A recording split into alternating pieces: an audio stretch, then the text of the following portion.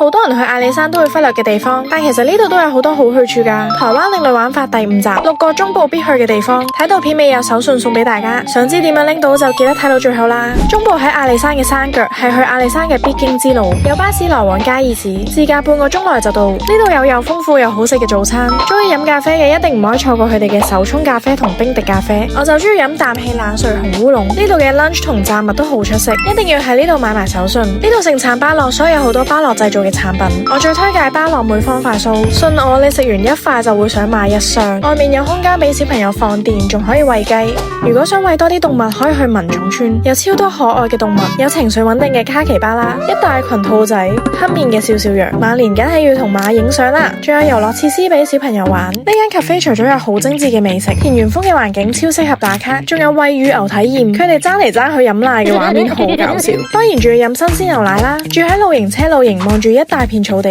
夜晚 BBQ 食火鍋，喺房入邊仲可以唱 K， 咩都唔使準備就可以體驗 glamping。喺天然莊園可以食到用自家種植嘅食材製作嘅下午茶，呢度仲可以自己整鹽布。原來供應俾全台灣嘅有機木耳農場就喺呢度，超市見到嘅木耳露就喺呢度生產。